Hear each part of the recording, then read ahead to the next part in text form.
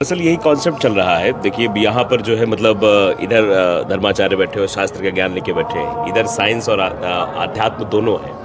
तो ये क्योंकि महाकुंभ है, इसका प्रयोजन क्या है, इसी प्रयोजन पे हम बातचीत कर रहे हैं। वो ज्ञान निकल के आ रहा है अलग अलग टाइप का। लक्ष्मी जी निकल के आई, फिर लास्ट में बहुत सारी चीज़ें, मदिरा निकल के आई। ये सब क्या है, मतलब कहीं ना कहीं वो ज्ञान ही निकल के आ रहा है ना। जी जी। तो देवी प्रकट हुई, मतलब क्या, आप उसको वैसे भी समझ सकते हैं ना कि वो वाला ज्ञान चेतना के अंदर उत्पन्न हुआ। अब उसके बाद जैसे जैसे आप गए लास्ट के अंदर अमृत आया ना, अमृत आने से क्या होता है, देवता फिर से उनको ऊर्जा मिलती है। मतलब यदि तुमको यहाँ से अब युग परिवर्तन करना है तो वो क्या होगा, वो उसी वजह से जो मंथन हो रहा है उसकी वजह हिसाब से ही होगा ना। वो कि जो सच निकलेगा वो देवता किसको बोला गया है, जो पॉजिटिव एनर्जी है। असुर उसको बोला गया है ना, जो नेगेटिव एनर्जी है। तो देवता फिर से एक्टिवेट होंगे, मतलब कि जो पॉजिटिव एनर्जी है वो ज़्यादा बढ़िया हो जाएगी जो। तो ये इसका पूरा जो मंथन का है महाकुंभ का, वही परिणाम निकलना चाहिए। और ये प्रयोजन, जैसे समुद्र मंथन हुआ तो मंथन से अमृत निकला, विष निकला, और भी चीजें निकली, उसके बाद वो हुआ। तो इस महाकुंभ से क्या निकलने वाला है, पहले तो हम इधर चर्चा करेंगे, फिर हम आपके पास आएंगे। महाकुंभ से क्या निकलने वाला है? सबसे बड़ी चीज़ है कि अभी अभी आपने बाबा जी को सुना, कुंभ के बारे में आपने प्रश्न किया और कुंभ को बड़े सरल तरीके से आपने स्पष्ट कर दिया। घड़ा ये घड़ा क्या है? आप हमारे चेहरे को देख रहे हैं, नीचे गले को देख रहे हैं, यही घड़ा है जो उल्टा है। उस घड़े का मुंह ये है और बुद्धि ही उसका तल है, जहाँ अमृतत्व छुपा हुआ है। ये कब निकलेगा? जब सकारात्मक और नकारात्मक दोनों प्रवृत्तियों के बीच में एक मंथन होगा, पूर्व पक्ष और उत्तर पक्ष का जब मिलन होगा,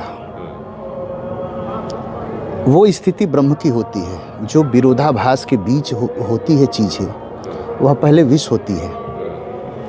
आप किसी भी अच्छे काम को करने के लिए जाएंगे तो आपको गालियाँ पड़ेगी, अरे चैनल वाला आ गए, सब ये करने वाले, वो करने वाले, तमाम तरह की बातें। जब उस विष को आप पी जाएंगे ना, तब आपके जीवन में अमृत आएगा। इसको समझिए, कौन क्या कह रहा है उससे नहीं मतलब है, इसके मूल बिंदु पे जाए। ये हमसे जुड़ा हुआ कैसे है, तो ये आप स्पष्ट हो गया कैसे जुड़ा हुआ है। अमृत कहाँ है? ये अमृत है, इसको सही करिए, इसमें विष मत डालिए, इसको अमृत बनाइए। कर्क रेखा कहाँ से गुजरती है? इलाहाबाद के नैनी से गुजरती है। गंगा, यमुना और सरस्वती, यह त्रिवेणी है।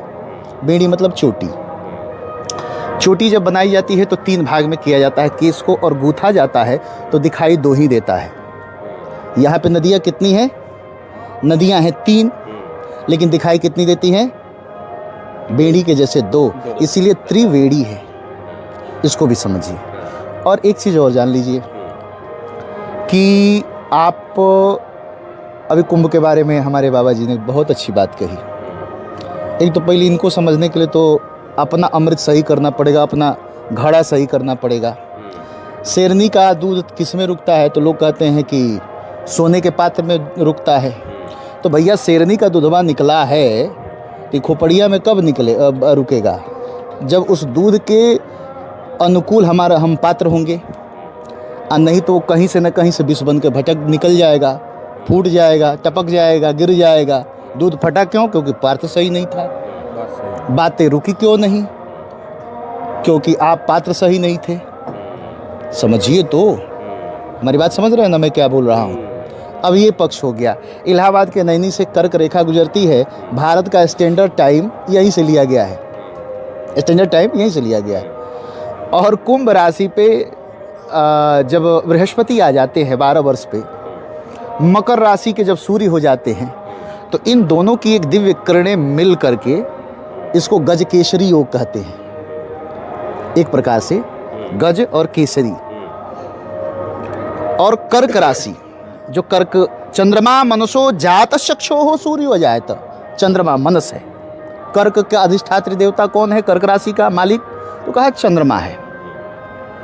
चंद्रमा, सूर्य और गुरु, इन तीनों का जब समन्वय होता है तो वो अमृतत्व आकाश से टपकता है 1 महीने तक, और उसमें बैठ करके हम साधना करते हैं, तपस्या करते हैं, पूजन करते हैं, गंगा में डुबकी लगाते हैं। अच्छा, एक प्रश्न और हो जाता है कि त्रिवेणी में ही जहाँ तीनों नदियाँ मिल रही है वहीं पे स्नान करने का ही फल है क्या? कहा नहीं, नाग वासुकी तक त्रिवेणी है। जैसे लाइट का प्रकाश निकल रहा है तो केवल लाइट तक तो सीमित नहीं है ना, ये तो चारों तरफ रूम के कोने कोने तक पहुंचा है।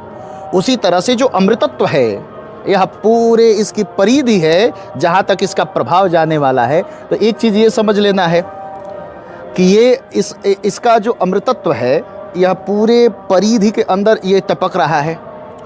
और कुंभ शब्द का अर्थ होता है जो आपने बताया, हमारी बुद्धि ही कुंभ है। कलशस्य मुखे विष्णु कंठे रुद्र समासिता, तो कंठे रुद्र समासिता इसीलिए तो नीलकंठ पढ़े। इसमें विष रखेंगे तब ना तो उगलना है, उगलेंगे विष उगलेंगे तो आपकी निंदा होगी, और अंदर घोंट लेंगे तो आप मारे जाएंगे। तो इसीलिए विष को विष में रखिएगा तो आप महादेव हो जाएंगे, नीलकंठ हो जाएंगे। यही तो प्रवृत्ति हमारे अंदर होनी चाहिए। बहुत अद्भुत, बहुत अद्भुत। अच्छा, नहीं, इसी चीज को मैं थोड़ा विज्ञान समझना चाहता हूँ। इन्होंने अमृत बताया और कर्क रेखा, मकर रेखा, सारी चीजें बताई, उनका वो भी बताया। आपके हिसाब से, विज्ञान के हिसाब से कैसे लगता है? विज्ञान के हिसाब से कुंभ क्या है? नहीं, विज्ञानी तो बताया ना उन्होंने जो बताया वो विज्ञानी बताया कि वो वैसे जब वो अरेंज हो जाते हैं अलग अलग एस्ट्रोलॉजिकल कंडीशन एक पर्टिकुलर फॉर्मेशन में, तो एनर्जी जो है वो अमृत जैसी हो जाती है, समझे। और वो चूँकि वो पर्टिकुलर जगह के हिसाब से होगा ना, वो कि अब जैसे यहाँ पे 3 रिवर्स की एनर्जी भी मीट कर रही है। जैसे सदगुरु उसको बहुत बढ़िया से बताते हैं ना, जैसे वाटर में वैसे तो एनर्जी होती है, बट जब वो वोर्टेक्स में आता है तो उसकी एनर्जी और अलग टाइप की हो जाती है। तो यहाँ से 3 अलग अलग जगह पे आके एक काइंड ऑफ एक अलग टाइप का वोर्टेक्स बन रहा है ना वो, तो वो जगह के हिसाब से भी है। और फिर वो एस्ट्रोलॉजिकली चूँकि वो जनरली भी वो ऐसी कॉम्बिनेशन है कि वो पॉजिटिव एनर्जी के लिए बढ़िया है। अमृत बोला उन्होंने, वही एनर्जी तो है एनर्जी, लेकिन उसको समझने के लिए क्या करना पड़ेगा? वो जो ऊर्जा है, क्योंकि यही युवाओं के मन में नहीं आ पा रहा ना। वो तो महाकुंभ देख रहे हैं कि महाकुंभ स्नान करना है, महाकुंभ ऐसा है, महाकुंभ में सेल्फी लेनी, वैसा करना है, यहाँ पे जाके फोटो खिंचाना है। वो उनके मन में कैसे वो चित्र बनेगा कि महाकुंभ में आके ये एनर्जी होगी, उस एनर्जी को कैसे वो ग्रहण कर पाएंगे? सबसे पहले तो उसको जानो ना, सबसे पहले तो तुमको थोड़ा बहुत उसके बारे में लोगों से बात करके उसका ज्ञान डेवलप करो। जो ज्ञान आ जाए थोड़ा बहुत कि हाँ समझ में आ जाए कि हाँ भाई ये बात तो सही है, फिर उसका यहाँ पे तुम प्रैक्टिकल भी कर सकते हो। जैसे कोई बैठ के कथा वगैरह सुन रहे हो दिन के अंदर, या वैसे कथा से तुम रिलेट कर पा रहे हो, क्या तुम्हारा भक्ति भाव आ रहा है कि नहीं आ रहा है जो तुम करना चाह रहे हो। तो यहाँ पे कितनी सारी हो रही है ना इवेंट्स, ऐसी कथा वगैरह भी हर जगह हो रही है। तुम जाओगे तुमको अलग अलग भाव, अलग अलग चीज़, ज्ञान के मामले में तो बहुत सारी चीज़ें मिल जाएंगी। लेकिन तो सही ज्ञान क्या है ये कैसे पता करेंगे? जैसे नागा बाबा भी यहाँ पे हैं, नागा साधु भी हैं, अघोरी साधु भी हैं, हर कोई है, जगह जगह पर बाबा लोग बैठे हुए हैं। तो कैसे ये पता लगाया जाए कि ये जो बात बोल रहे हैं बाबा ये सही है, ये तर्कसंगत है, ये मतलब ये बातें एकदम करेक्ट है? ये कैसे पता करें? यदि महाकुंभ के अंदर यदि ये पता करना हो तो ये पता करना नॉर्मल इंसान के लिए तो बहुत मुश्किल है ना, ये इसी में तो फंसते हैं लोग। इसीलिए मैं आपसे ये क्योंकि वो उस चीज़ को बोलने वाला और जीने वाले में अंतर करना बहुत ही कम लोगों को आता है कि ये इंसान सिर्फ बोल रहा है और ये इंसान बोल भी रहा है और जी भी रहा है, वो बता नहीं पाते लोग। तो वो उसमें तो मुश्किल है। वो ठीक है, उसके लिए हम कर रहे हैं अभी कोशिश।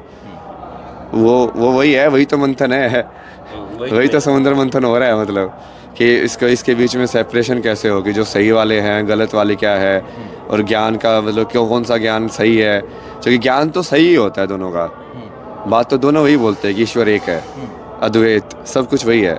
बट दिक्कत क्या है कि एक इंसान उसको धारण किए हुए है, एक इंसान धारण किए नहीं हुए हैं। वो अलग चीज़ को धारण किए हुए हैं। जैसे उसका बाकी उसको जैसे देखोगे जीवन क्या, वो उन सिद्धांतों के हिसाब से जी रहा है जो वो बोल रहा है। तो जैसे मेरा तो एक ही सिद्धांत है, सत्यम शिवम सुंदरम। मैं सत्य में रह के जीने का, बाकी तो कुछ भी करता रहे ऊपर से, पर सत्य में रहने का। सत्यम शिवम सुंदरम, हाँ, तो सत्य ही शिव है। तो मैं कहानी के हिसाब से तो मैं वैसे ही जीता हूँ। तो मेरी कहानी को जैसे भी मैं कर रहा हूँ, मुझे कहीं पे भी गिल्ट फील नहीं आना चाहिए, कहीं पे भी अहंकार फील नहीं आना चाहिए। मतलब ना तो डाउन जाए कि तुम सोच रहे हो कि तुम गलत कर रहे हो, ना ऐसा लगे कि तुम सोच रहे हो कि तुम अच्छा कर रहे हो, क्योंकि दोनों ही फंसोगे, तुम सिर्फ कर रहे हो। अच्छा, सनातन धर्म क्या है? सनातन धर्म की परिभाषा आपकी नज़रों में? बताया तो था परिभाषा, इसी में तो बताया था, शून्य। अच्छा, सुनिए और अगला सवाल। आपकी एक किताब है जिसके बारे में लोग बहुत चर्चा कर रहे हैं, ये सवाल मैं इसलिए भी पूछ रहा हूँ, उस किताब के बारे में थोड़ा सा बताइए। हाँ, थोड़ा सा। सबसे पहले किताब का नाम। A beautiful place to get lost. किताब में यार छिपा हुआ है, लेकिन मैं चाहूंगा दर्शक थोड़ा सा जो है मतलब थोड़ा सा रिलेट कर पाए उससे। सरल शब्द। नहीं वो मेरे को ऐसे लगा था ना कि जैसे क्योंकि ज्ञानी जो होता है ना उस ज्ञान को जानने की कोशिश करता रहता है, तो शुरू में तो ज्ञान जो है हेल्पफुल होता है, मदद करता है, बट एक टाइम के बाद वो पागलपन भी बन सकता है, या फिर एक टाइम के बाद वो अहंकार भी बन सकता है।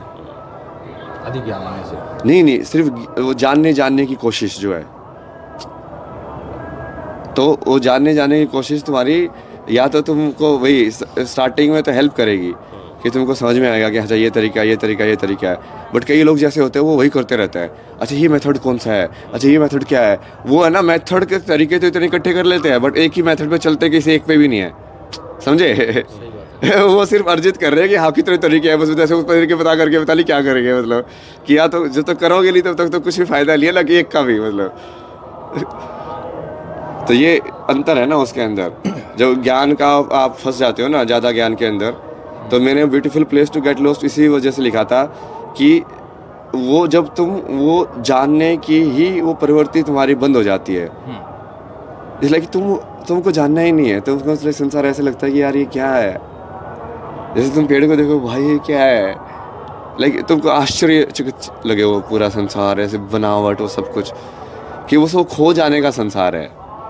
मतलब तुम मेरी किताब पढ़ के तुमको जवाब नहीं मिलेंगे, जवाब नहीं तुम गुम हो जाओगे Confusion create हो या एक बढ़िया जगह पे जाके गुम हो जाओगे। जैसे मैंने